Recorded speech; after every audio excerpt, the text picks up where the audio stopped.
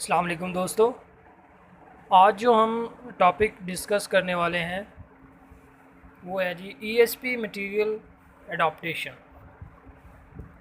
ESP का course आपने design कर लिया है, आपने ईएसपी का मटेरियल जो है वो अडॉप्ट करना है, तो किस तरीके से और कौन कौन सा मटेरियल आप ईएसपी के लिए सकते हैं।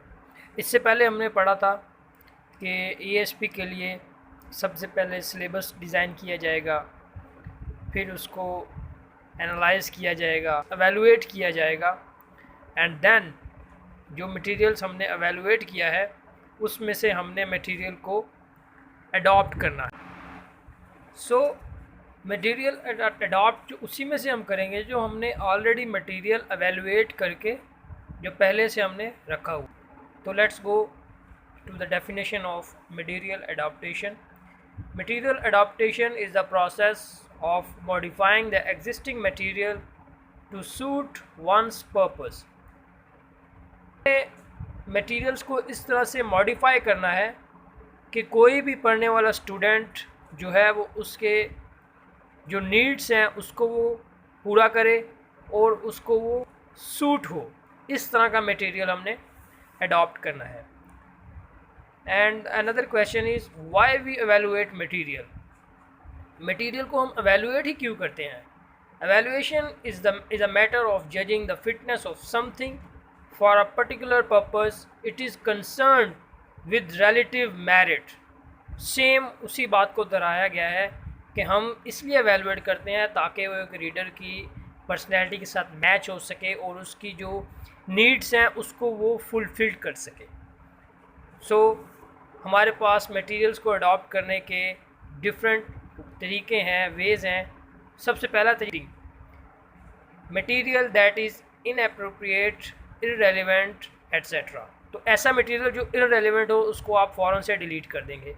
Second step is adding material और activities to better target language expectation of the ESP context. ऐसी चीज़ें जो आप समझते हो एक ईएसपी स्टूडेंट्स के लिए बेहतर हैं उनको आप ऐड भी कर सकते हैं मटेरियल्स के अंदर। यूजिंग और सिंप्लीफाइंग मटेरियल और activities to make them more appropriate और लेस डिफ़िकल्ट। एक एक्टिविटी को आप रिड्यूस भी कर सकते हो, सिंप्लीफाई भी कर सकते हो। And the last step is modifying material और activities to make them more demanding to accessible to students. एक एक्टिविटीज़ को आपने मॉडिफाई कर देना, उससे ख़ुद में कुछ तब्दीलियाँ कर देनी जो स्टूडेंट्स को स्टूडेंट उससे इजीली जो है वो कुछ चीज़ें सीख सके। तो ये इसके अलावा भी बहुत से प्रोसेस हैं मटेरियल्स को अडॉप्ट करने के। ओमिशन है, री राइटिंग है और री ऑर्डरिंग है। ओमिशन में आप ऐसी चीज़ों को निकाल सकते हो, री ऑर्डरिंग में आप ऑर्डर चेंज कर सकते हो।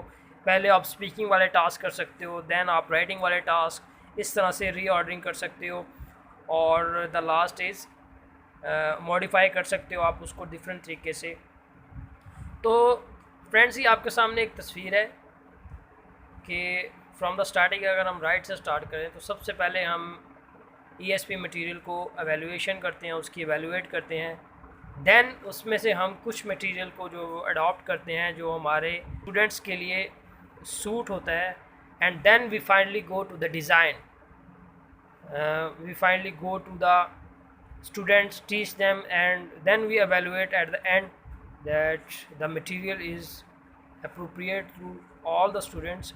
और इसमें कुछ चीज़ों को हमने मद्देनज़र भी रखना है कि स्टूडेंट्स जो हैं वो इस मटेरियल से फेमिलियर, स्टूडेंट्स उसको पढ़ते हुए इजी, कंफर्ट और अच्छे तरीके से पढ़ सकें। ऐसा मटेरियल आप अडॉप्ट ना करें कि स्टूडेंट्स के वो बिल्कुल जो है ना वो सर के ऊपर से जा रहा हो। ठीक है, हमारा मकसद है स्टूडेंट्स की जितनी भी नीड्स जो हमने उसको एनालाइज़ किया उसको फुल करना है।